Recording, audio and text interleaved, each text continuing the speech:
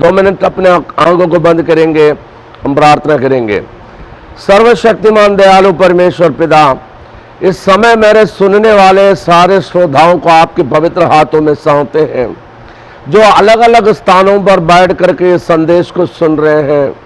प्रभु, आज चिंता से मुक्ति हमारे लिए भी जरूरत है। प्रभु, आज हमें समझा, हमें सिखा कि हमारी इस चिंता की समाधान क्या है, इस चिंता से मुक्ति हमें कैसे मिलेगा। क्या आपकी इच्छा है कि हम चिंता में जिए? क्या आपकी इच्छा है कि हम बोझ में दबे रहें, या आपकी इच्छा है कि हम चिंता से मुक्ति पाए? प्रभु, आज हमें सिखा दे, हमें समझा दे। पवित्र आत्मा, आज हर एक लोगों को जो वचन सुन रहा है, इस बात को सुनने का, समझने का शक्ति प्रदान करे अपने पवित्र आत्मा के द्वारा, ताकि ये वचन हमारे जीवन के लिए बहुत ही लाभदायक हो। यीशु मसीह के नाम से मांगते हैं, आमीन, आमीन, आमीन। मैं फिर से आपका ध्यान जो वचन पढ़ा गया है उसी पर केंद्रित कराना चाहूंगा। पहला पत्रस 5:7, प्रभु का वचन कहता है, तुम अपने सारी चिंता उसी पर डाल दो। इसका तात्पर्य है कि चिंता हो सकता है, चिंता ना होना संभव नहीं है।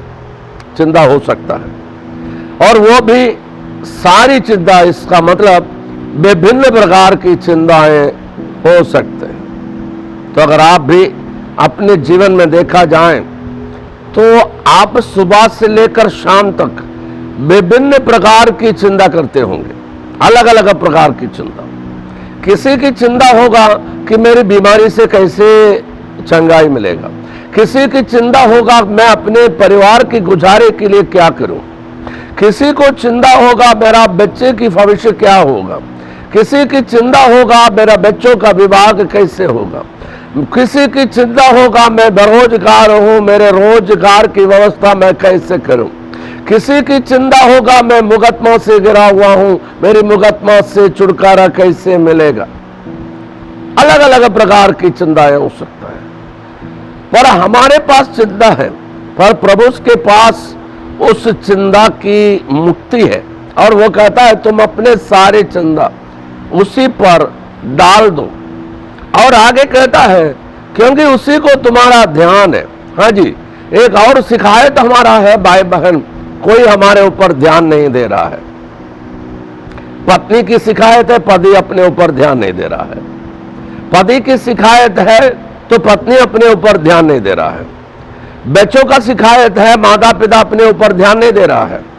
और माता पिता का शिकायत है, बच्चे हमारे ऊपर ध्यान नहीं दे रहा है।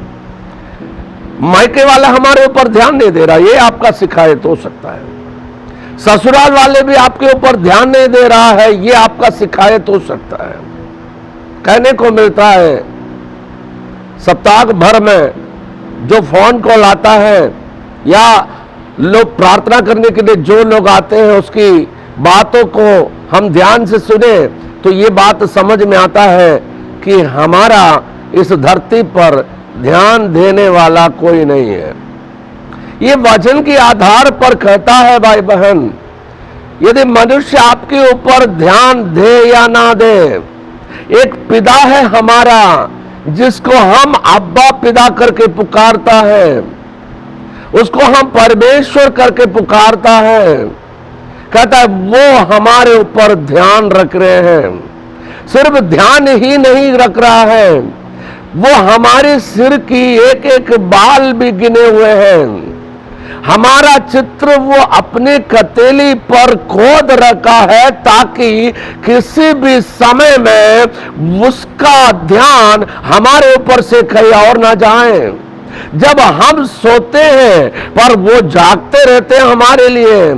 हम जितना अपने लिए फिक्र करते हैं उससे ज्यादा हमारा पिता जो परमेश्वर है, जिसको हम अब्बा पिता करके पुकारता है, उसका ध्यान हमारे ऊपर है। यह बहुत सांत्वना देने वाला शब्द है, यह बहुत अच्छा सुसमाचार है। उसने अपने पुत्र यीशु मसीह से बढ़कर मेरे और आपके ऊपर ध्यान रखा है, ध्यान रख रहा है भाई बहन। जब यीशु क्रूस पर मर रहा था तब उसकी 7 कदमों में से एक कदम था कि हे पिता तूने मुझे क्यों छोड़ दिया। क्योंकि यीशु की प्रार्थना का उत्तर उस समय प्रत्यक्ष रूप से नहीं मिल रहा था। बाइबल पंडितों का पूछना था कि जब ये एक एकलौता पुत्र अपने बाप को देखकर संकट की घड़ी में पुकार रहे थे कि हे पिता तूने मुझे क्यों छोड़ दिया, तब बाप पुत्र को क्यों नहीं देख रहे थे, पुत्र के ऊपर क्यों नहीं ध्यान दे रहे थे।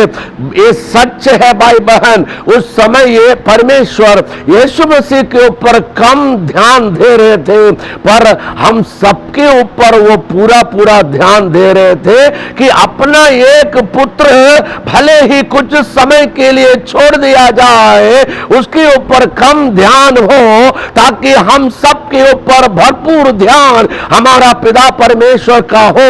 इसलिए आज भी वो परमेश्वर जीवित है और हम चिंता लेकर के मर जाए, हम चिंता लेकर के आत्महत्या कर जाए, हम चिंता लेकर के परेशान रहे, ये परमेश्वर की इच्छा नहीं है। वो कहता है मेरा बेटा और मेरी बेटी तुम अपने सारी चिंता उसी पर डाल दो, क्योंकि मुझे तेरा पूरा ध्यान है। और इस बात को समझकर, इस बात को विश्वास कर जो विश्वासी भाई बहन अपना ध्यान प्रभु पर लगाता है, अपने चिंता प्रभु पर डालता है, वो सबसे बड़ा बुद्धिमान है। वो सबसे ज्यादा आज अपना चिंता से, अपने बोझ से आज मुक्ति पाएगा। ऐसा मत सोचना कि तेरा चिंता को दूर करने वाला कोई नहीं है। तेरी चिंता को दूर करने वाला एक प्रभु, वो कभी नहीं सोता, न कभी उग जाता है, न कभी वो इधर उधर ध्यान आपसे भड़काता है। वो परमेश्वर दिन रात हमारे ऊपर चिंता करता है, ध्यान करता है। तो इसलिए भाई बहन हम उसकी आज्ञाकारी बेटा और बेटा है, हमारा फर्ज ये बनता है आज हम निसंदेह निश्चित रूप से इस प्रभु की वाणी को यकीन करें, विश्वास करें, भरोसा रखें, अपना पूरा चिंता उसी पर डाल दे, क्योंकि वो हमारी सारे चिंता को उठाने के लिए सक्षम है। भाई बहन चिंता क्यों आता है? चिंता आने का मेरे विचार से नया नियम जब मैंने पढ़ा मुझे समझ में आया, चिंता आने का 2 मुख्य कारण है। चिंता आने का पहला कारण शैतानी शक्तियां हैं। शैतानी शक्तियां, हाँ जी, ये दुनिया में 2 शक्ति काम करते हैं। इंग्लिश में इसको पॉजिटिव एनर्जी, नेगेटिव एनर्जी काम करता है। एक समय में एक ही जगह पर एक व्यक्ति के जीवन में ये 2 शक्तियां काम करते हैं। और जो व्यक्ति विश्वास में नहीं आया, प्रभु यीशु मसीह के हाथों में अपने जीवन को नहीं सौंपा, यीशु मसीह पर भरोसा नहीं रखता है, उसके ऊपर नेगेटिव एनर्जी काम करता है, अर्थात शैतानी शक्तियां पूर्ण रूप से कार्य करता है। वो शैतान के नियंत्रण में है। और मैं कहूं उसके ऊपर शैतान ज्यादा ध्यान नहीं देता है, शैतान उसके ऊपर ज्यादा फिक्र नहीं करता है, क्योंकि वो अपना ही है, उसके ऊपर आपको विशेष ध्यान देने की जरूरत नहीं है। तो पर जो लोग शैतान से छूट गया है, पाप से छूट गया है, यीशु मसीह के पास आ गया है, अपना जीवन यीशु मसीह को दे चुका है, उसको फिर से विश्वास में से गिराने के लिए, फिर से वापस ले जाने के लिए, आप नरक जाने का योग्य फिर से बन जाए, आप फिर से पाप करने लगे, आप फिर से विश्वास जीवन को छोड़ दें, आप प्रार्थना में जीवन को छोड़ दें। इन सब बातों से आपको छुड़ाने के लिए, परमेश्वर से आपका ध्यान को हटाने के लिए शैतान आपके पीछे दिन रात लगे हुए हैं। यह आपकी संघर्ष का एक मुख्य कारण है। बाइबल बताता है कि इस्राएली लोग जब फिरौन की गुलामी से छुटकारा पाकर लाल समुद्र की ओर बढ़ रहा था, लाल समुद्र की पार में, इस पार में मूसा की अगुवाई में इस्राएली लोग पहुंच गए। जब आगे उसने देखा कि लाल समुद्र गरजा रहा है, लाल समुद्र की लहरें बहुत तेजी से उड़ रहा है, आगे बढ़ेगा तो डूब कर मर जाएंगे। और पीछे मोड़ करके देखा, जो फिरौन की गुलामी से छुटकारा पाया है, वो फिरौन और अपने सेना के साथ इनको वापस गुलामी में ले जाने के लिए पीछे लगे हुए हैं, यानी कि पीछे हट जाएं, या ऐसा स्थिति में रह जाएं तो शत्रु के हाथों में मारा जाना निश्चित हो गया। यानी कि उसके सामने शैतान ने ऐसा एक सिचुएशन को क्रिएट किया, ऐसे एक वातावरण को क्रिएट किया, मौत निश्चित है। हो सकता है आज आप भी इलाज करके करके थक गए होगा, मौत आप सोचते होंगे निश्चित है, पर मैं परमेश्वर का दास होने के कारण आपसे कहना चाहूंगा, आपको मौत से भी बचाने का शक्ति रखने वाला एक प्रभु है, उसका नाम यीशु मसीह है। आप उस पर भरोसा रखेगा तो शैतानी शक्तियों से भी, पाप के बंधन से भी, श्राप के बंधन से भी, और आपकी सारे बोझ से भी और सारे चिंता से भी आज प्रभु यीशु मसीह आपको छुड़ा सकता है। यहां मैंने पहले कहा कि शैतानी शक्तियां आपकी चिंता का एक कारण है, आपका बोझ का एक कारण है। ऐसा मत सोचना कि आप विश्वासी है इसलिए शैतान आपके पीछे नहीं पड़ा है। हाँ जी, इसलिए प्रभु का वचन पहला पत्रस 5:8-9 कहता है, सजग रहो, जागते रहो, क्योंकि शैतान गर्जने वाले शेर की जैसे इस ताक में रहता है कि किसको बाहर खाए। विश्वासियों को कैसे विश्वास से गिरा जाए, एक सच्चे जीवन बिताने वाले लोग कैसे झूठ मूठ की जिंदगी की ओर लेके जाए, इसी ताक में शैतान रहता है। कहते हैं जाते रहो, सावधान रहो और सजग रहो, और उससे आप सामना करो, वो तुझसे भाग जाएगा। हाँ भाई बहन, चिंता का बोझ का एक मुख्य कारण है शैतानी शक्तियां जो आपके पीछे लगे हैं। और दूसरी बात, चिंता का एक कारण है परमेश्वर पर विश्वास ना होना या परमेश्वर पर विश्वास कम होना। मत्ती सुसमाचार 6 उसका 30-31 पद में यीशु मसीह कहता है, इसलिए तुम चिंता करके ये ना कहना कि हम क्या खाएंगे, क्या पिएंगे, क्या पहनेंगे, क्योंकि अन्य जाति सब वस्तुओं की खोज में रहते हैं, और तुम्हारे स्वर्गीय पिता जानता है कि तुम्हें ये सब वस्तुएं चाहिए। यहां पर एक शब्द इस्तेमाल किया गया है, अन्य जाति। इसका अर्थ है अविश्वासी, इसका अर्थ है जिसको प्रभु यीशु मसीह पर विश्वास नहीं है। वो चिंता करता है और 4 चीजों की खोज में रहता है जो मनुष्य की मूल्य जरूरतें हैं। क्या खाएंगे, क्या पिएंगे, क्या पहनेंगे, कहां रहेंगे। पर अविश्वासी को इस चिंता से प्रभु ने मना किया है। कहता है अविश्वासी को मालूम है कि मेरा एक स्वर्गीय पिता जीवित है, वो जानता है कि मुझे ये सब वस्तुओं की जरूरत है। हाँ जी, अगर अविश्वासी है, उसको पता नहीं है कि ये सब चीज से मुझे देने वाला एक स्वर्गीय पिता जीवित है। पर विश्वासी है तो उसको पता होना चाहिए कि मेरी भोजन की, मुझे शुद्ध जल की, और मुझे वस्त्र की, और मुझे रहने की स्थान की चिंता करने वाला एक प्रभु है। इसलिए मुझे ये सब वस्तुओं की चिंता नहीं करना चाहिए। मैंने चिंता का 2 कारण बताया, एक शैतानी शक्तियों की वजह से, दूसरा परमेश्वर पर विश्वास ना होना या विश्वास हट जाना या विश्वास कम होना चिंता का एक कारण हो। अगर आप यीशु मसीह पर विश्वास नहीं करता है तो आज आपका चिंता का कारण यीशु मसीह पर विश्वास ना करना है। यीशु मसीह पर विश्वास करने के बाद भी आप चिंता करते हो तो आपका चिंता का कारण नहीं है कि आप यीशु मसीह पर जैसा विश्वास करना चाहिए वैसा विश्वास नहीं कर पा रहा है। आपका विश्वास कम होगा या आपका विश्वास से आप पीछे हट गए होंगे, यह होगा आपका चिंता का कारण। और बाइबल 2 प्रकार की चिंता के बारे में कहता है। एक चिंता नाजायज चिंता, जायज नहीं है, उसको बाइबल मना किया हुआ है। और एक चिंता जायज है जो सबको होनी चाहिए। नाना प्रकार की जो चिंता कहा गया है, मैं इन सारे चिंताओं को 2 प्रकार बांटना चाहता हूं। पहली चिंता शरीर और प्राण के लिए मनुष्य चिंता करता है, जो यीशु मसीह ने मना किया हुआ है। मत्ती सुसमाचार 6 का 25 से 27 तक बाइबल में इस प्रकार लिखा है, मैं तुमसे कहता हूं कि अपने प्राण के लिए ये चिंता न करना कि हम क्या खाएंगे। यहां एक नई बात आपको सोचने में विवश करेगा, क्योंकि हम आज तक कहते थे, बहुत सारे लोग कहते हुए सुना कि हम भोजन करते हैं शरीर के लिए, पर यहां प्रभु यीशु मसीह कहता है भोजन शरीर के लिए नहीं करता, भोजन प्राण के लिए कहते हैं, यानी कि प्राण वायु ना छूटे, हम जीवन का श्वास हम में से ना चले जाएं, या हम जीवित रहे इस धरती पर, इसलिए भोजन करता है।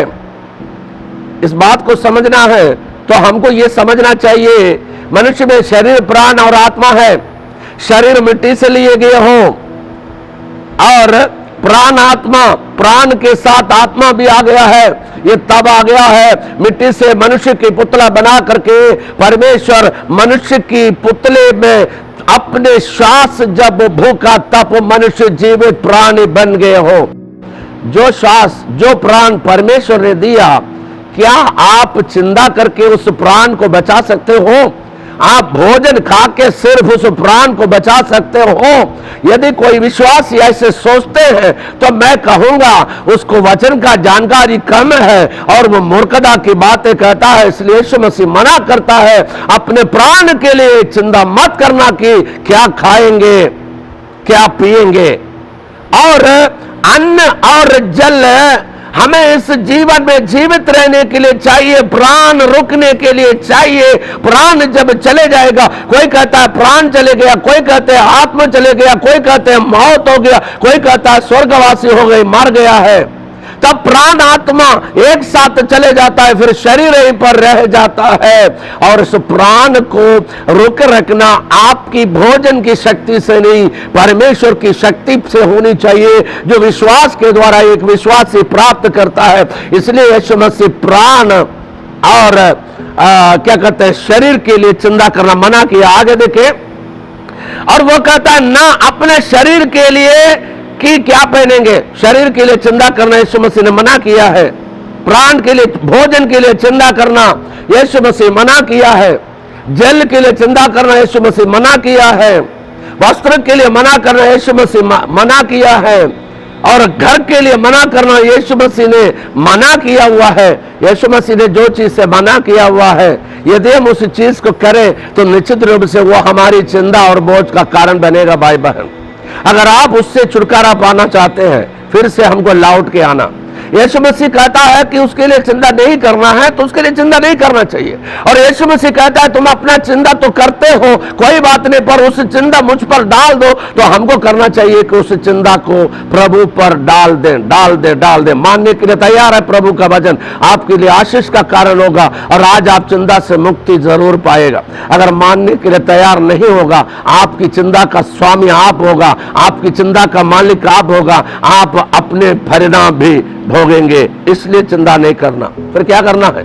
प्रभु यीशु मसीह कहता है मत्ती 6:33 पद में, तुम पहले परमेश्वर का राज और उसके धर्म की खोज करो, सब वस्तु तुम्हें मिल जाएगा। विश्वास करना है, सब वस्तु मेरा पिता दे देगा। मेरी भोजन की व्यवस्था, मुझे पेयजल की व्यवस्था, मेरे वस्त्र की व्यवस्था और मुझे रहने के स्थान की व्यवस्था करने वाला एक स्वर्गीय पिता जीवित है। इसलिए मैं आज से चिंता नहीं करूंगा, मैं अपने सारे चिंता उसी पर डाल दूंगा, क्योंकि उसी प्रभु को मेरे ऊपर पूरा ध्यान है। मैं इस बात को विश्वास करता हूं। और दूसरी चिंता है आत्मा की चिंता। दूसरा पत्रस 2:7-8 में बाइबल एक घटना बताता है। अब्राहम की भतीजा है लूत, उत्पत्ति पुस्तक में है। और लूत अब्राहम के साथ निकला। रास्ते में अब्राहम की दास और लूत की दासों में झगड़ा होने लगे, और लूत ने अच्छी घरियाली जगह, जो बाद में सदोम गोमोरा जो परमेश्वर ने नाश किया, उस जगह को चुन लिया। और वहां बहुत अधर्मी लोग, दुष्ट लोग रहते थे, और वहां पर धर्मी लूत को रहना परेशानी हुआ। धर्मी लूत को, जो अधर्मियों के अशुद्ध चाल चलन से बहुत दुखी था, और छुटकारा दिया, क्योंकि वह धर्मी उनके बीच में रहते हुए उनके अधर्म के कामों को देख देख कर और सुन सुन कर हर दिन अपने सच्चे मन को पीड़ित करता था। यह चिंता जायज है। स्वयं आत्मा के प्रति जिंदा होना चाहिए। यदि आज यीशु मसीह आ जाए, आपको ये विचार करना चाहिए कि क्या मैं प्रभु यीशु मसीह के साथ चले जाएगा या नहीं।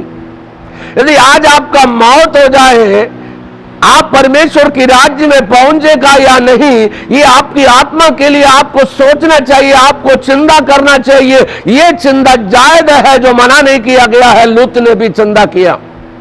जो नहीं बचाया गया उन आत्माओं के लिए चिंता करना लूत ने किया। जो आपका घर के अंदर सब लोग गलत काम कर रहा है, उसको देखकर, उसको सुनकर, आपकी गांव में जो लोग गलत काम कर रहा है, उसको देखकर, समझकर, सुनकर आपको मन से पीड़ा होनी चाहिए, तकलीफ होनी चाहिए, ताकि आप उनको सुसमाचार सुनाए जाए, ताकि आप उनके लिए प्रार्थना करें। जो नहीं बचाया गया है उन आत्माओं के प्रति आपको चिंता होना चाहिए।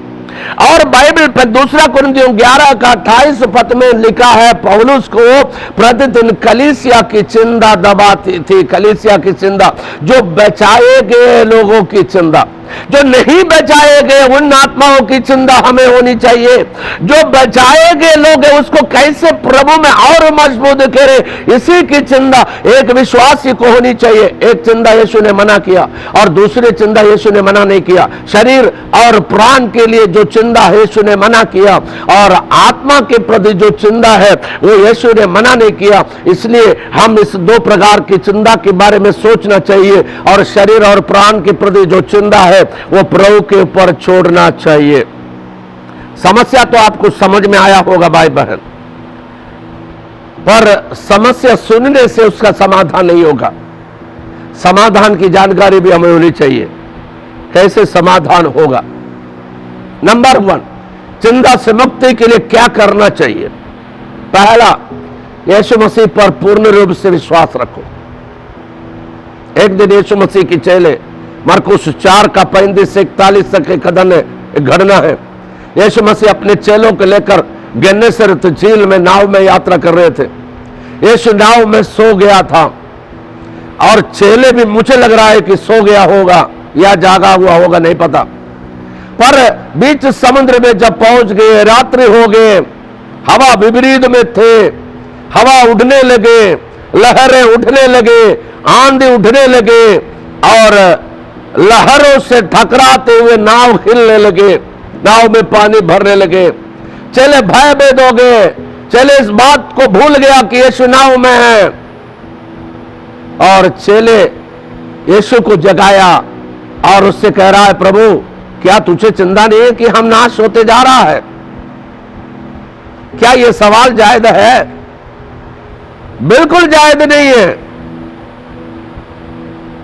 यीशु को क्यों सोने दिया? यीशु आपके हृदय में अगर आया है तो यीशु कभी वापस नहीं जाता। पर आप आराधना और प्रार्थना और संगति और बाइबल पढ़ना नहीं करते हो, सच्चाई की जिंदगी नहीं करते हो, यीशु मसीह सोने की जैसा आपके अंदर चुपचाप रह सकता है, आप अपने रास्ता पर चल सकता है। यहां पर देखे, चिंता जब आया, क्या यीशु को चिंता नहीं है? यीशु नहीं बैठा है नाव में, यीशु ने साथ में यात्रा किया है, यीशु ही एक मिशन बनाया, उस मिशन में जा रहा है। क्या चेलों के बारे में यीशु को चिंता नहीं है? यीशु उठा। आज यीशु पर विश्वास करना चाहिए, प्रार्थना के द्वारा यीशु को जगाना चाहिए। यीशु उठा और आंधी को डांट दमाया और हवा को शांत कराया और सब कुछ शांत हो गया, सब कुछ शांत हो गया। आज आपका जितना बोझ हो, आज आपका जितना चिंता हो, सब विश्वास के द्वारा यीशु मसीह पर पहला विश्वास करिए और आप उसी पर डाल दीजिए और उसके बाद सब शांत हो गया। यीशु एक सवाल उससे पूछे, क्या तुमको अब तक विश्वास नहीं है? इसका मतलब चिंता का कारण यह था, मृत्यु का भय आने का कारण यह था कि उसको यीशु मसीह पर विश्वास नहीं था। तो आज आपको विश्वास करना हो, पूर्ण रूप से विश्वास करिए। ना तो उसने धर्मियों को कभी त्यागा हुआ देखा, ना त्यागने की बात है बाइबल बताता है भाई बहन। और दूसरा, हमको क्या करना चाहिए? प्रार्थना करना चाहिए। फिलिपियों के पत्र 4:6 और 7 में लिखा है, किसी भी बात की चिंता मत कर, परंतु हर एक बात तुम्हारे निवेदन, प्रार्थना और विनती के द्वारा धन्यवाद के साथ परमेश्वर के सन्मुख उपस्थित किया जाए। तब परमेश्वर की शांति, जो समझ से बिल्कुल परे है, तुम्हारे हृदय और तुम्हारे विचारों को मसीह यीशु में सुरक्षित रखेगा। आज ही जब आप प्रार्थना करते हैं, प्रार्थना के द्वारा अपने बोझ और चिंता की बातें प्रभु के सन्मुख जब आप उपस्थित किया जाता है, तो प्रभु आपकी चिंता को उठा लेता है और उसके बदले में आपका मन में प्रभु अपने शांति को भर देता है। मैं कई बातें आपको बताया। चिंता का कारण 2 है, शैतानी शक्तियां और आपको परमेश्वर पर विश्वास ना होना। और चिंता 2 प्रकार है, प्राण और शरीर की चिंता जो मना किया हुआ है यीशु मसीह, और दूसरा ना बचाए हुए आत्मा के प्रति और जो बचे हुए आत्मा के प्रति चिंता, ये जायज है, हमारे अंदर होनी चाहिए, जिससे हम प्रभु के साथ संबंध बना करके रखें और हम स्वर्ग राज्य तक पहुंचे। और चिंता के लिए उपाय, चिंता से मुक्ति के लिए हमें 2 कार्य करना है। एक, आपको प्रभु यीशु मसीह पर विश्वास करना है, और दूसरा आपको प्रार्थना करना है, तो चिंता भागेगा, शांति आ जाएगा। मैं कहूंगा, आप जहां कहीं भी हो, आप अपने स्थान पर आंख बंद कर ले, प्रार्थना करें। जहां आप है वहां प्रभु है, आपकी चिंता को उठाना चाहते हैं। आज आपको चिंता से मुक्त करना चाहते हैं, आपकी निराशा से मुक्त करना चाहते हैं, आपकी असफलता की जिंदगी से आपको सफल बनाना चाहते हैं, आपको आत्महत्या चिंता से आपको जीवन भर एक स्वर्ग राज्य की आशा से भरना चाहते हैं। आपकी पूर्ण देखरेख की जिम्मेदारी प्रभु लेना चाहते हैं। क्या आज अपने बोझ को प्रभु पर विश्वास करके प्रार्थना के द्वारा प्रभु के सन्मुख आप रखना चाहते हो? चिंता से मुक्ति आप प्राप्त करना चाहते हो? प्रार्थना करें, कहिए प्रभु से, एक बूंद आंसू आपकी आंख से आना चाहिए। कहिए, प्रभु मैं चिंता से दबा हुआ हूं, मैं बोझ से दबा हुआ हूं, अब मैं कुछ कर नहीं सकता, स्वयं मैं करते करते परेशान हो गया। तू मेरा आश्रय है, तू मेरा भरोसा है, मुझे तुझ पर विश्वास है प्रभु। तो मुझे और मेरे परिवार को आज मुझे चिंता से मुक्त कर। आइए प्रार्थना करें। स्वर्गीय पिता परमेश्वर, मेरे सुनने वाले सारे भाई बहनों को हम आपके हाथों में सौंपते हैं। पिता परमेश्वर, मैं प्रार्थना करता हूं इनके लिए, इनकी चिंता का विषय जो भी हो उसको लेकर यीशु तुझ पर ये ईमान लाने लगे, विश्वास करने लगे और भरोसा करने लगे प्रभु, ताकि इनकी चिंता से पूर्ण रूप से मुक्ति मिल सके। और चिंता को लेकर के ये मनुष्य के सामने ना भागे, इधर उधर परेशान ना हो, और चिंता को लेकर के ये घुटना टेके, चिंता को लेकर के ये प्रार्थना करने लगे। और मैं जानता हूं प्रभु जी, मेरे श्रोता जो भाई बहन अलग अलग जगह पर प्रार्थना कर रहे हैं, आज प्रभु यीशु मसीह में प्रार्थना करते हैं, इनकी विश्वास की कमी से चिंता यदि आए हो या शैतानी शक्ति से ये चिंता इनकी जीवन में आए हो, प्रभु आज हम चाहते हैं कि सारे भाई बहनों को आप चिंता से मुक्त कर, पूर्ण रूप से आजाद कर। परमेश्वर पिता प्रभु पूर्ण रूप से छुटकारा दे और इनकी सारे चिंता आपके ऊपर डाल दे। आप प्रभु इन्हें संभालने के लिए इंतजार करता है, आप इन्हें संभाल प्रभु, और पूर्ण रूप से हमारे भाई बहनों को आप सुरक्षित रखिए। ये कोरोना महामारी से इन्हें बचाइए, भूखमरी से इन्हें बचाइए, बेरोजगारी से इन्हें बचाइए, और इनकी सारी आवश्यकताएं आपके द्वारा पूरी किया जाए। परमेश्वर धन्यवाद करते हैं प्रार्थना सुनने के लिए। सारी आदर महिमा आपको मिले, यीशु मसीह नासरी के नाम से मांगते हैं, आमीन। प्रभु आप सबको आशीषित करें। जय यीशु, जय यीशु।